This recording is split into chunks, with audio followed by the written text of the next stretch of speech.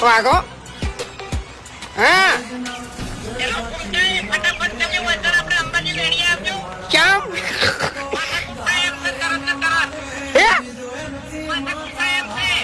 એટલે શેકુણ હોમે શેકુણ લ્યા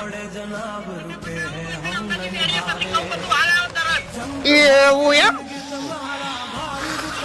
આવું છું તરત આવું છું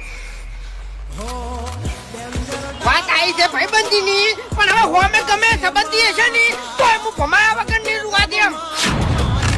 જબરી સગા